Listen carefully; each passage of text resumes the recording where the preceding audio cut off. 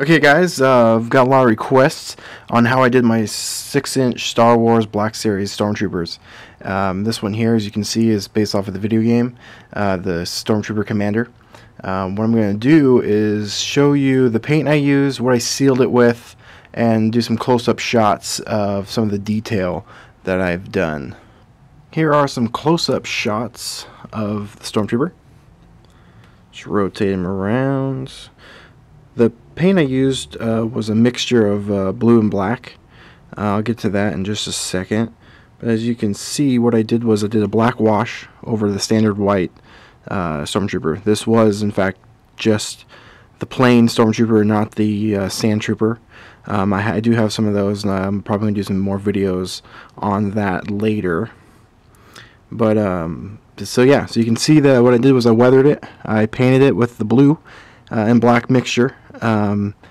Let it dry and just did a little scraping. I know there's another technique you can do with hairspray, but I haven't tried it on these figures yet. Just letting it dry, painting it over the plastic seems to do the trick for these. So I may try the hairspray technique eventually, but as of right now, this works really well. And what I did for the leg down here to get the lines was I used black electrical tape. Just cut them out, put them on, then paint it over it, let it completely dry, and then just pull it off, and it gave that clean look. The chest area, I free painted that. As you can see, it's not perfect, not perfectly straight, but you know, it's not too bad. It was a lot worse before I did all the weathering and scratching, but doing this scratching definitely helps hide some of the imperfections. And this all was hand painted, not airbrushed. Airbrush on this wouldn't really work too well, but yeah, so as you can see, this right here is hand painted as well. So I'm gonna get the paint and seal it. So these are the paints I used on this Commander Stormtrooper. As you can see, it's model color by Vallejo. What I did was I mixed this flat blue and regular black together and made a little bit darker blue, more kind of like a royal blue. I really like how this turned out. And then once I painted that, I took this clear coat right here, Valspar Premium Finish Satin. I used gloss on a couple different things, wasn't too happy with it. The satin seems to be the best that I have found. It just makes everything look really, really nice without too much of a shine to it.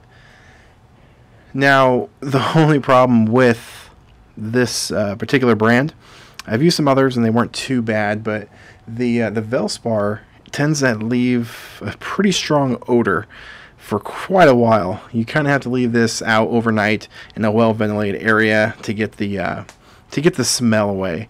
Now it seals. It's very durable. It's the best I've used, but like I said, you kind of have to deal with the smell.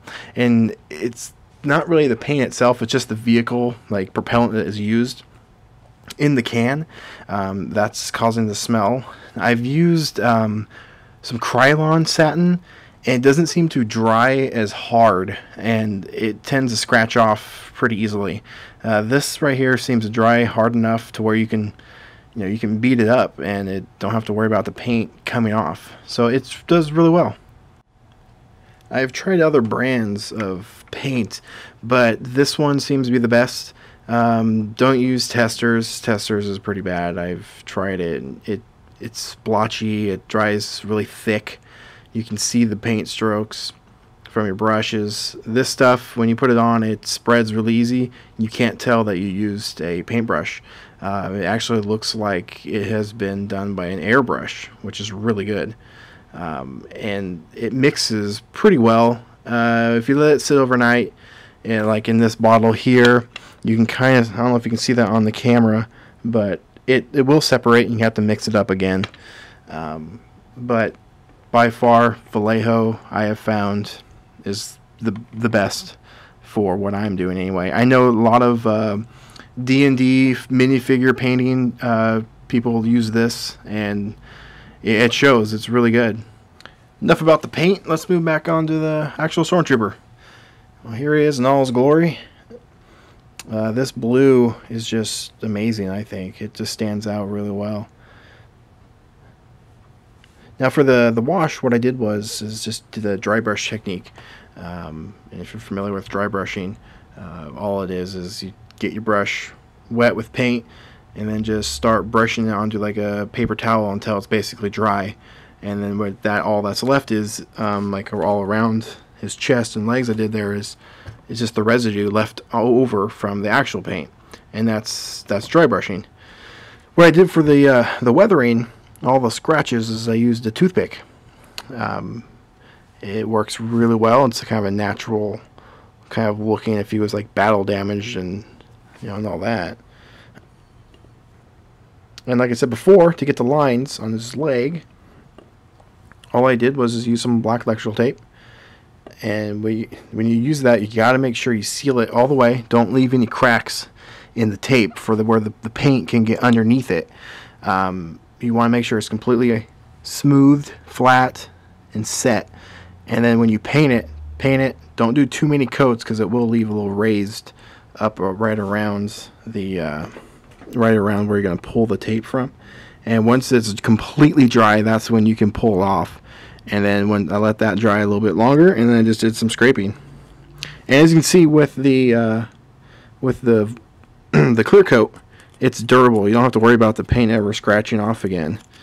I mean, I'm scraping on it pretty hard. It just seals extremely well. You don't have to worry about it coming off. So yeah, well, there he is. I'm going to leave you with some photos, some close-up shots, so you can get some more detailed look on him. And thanks for watching.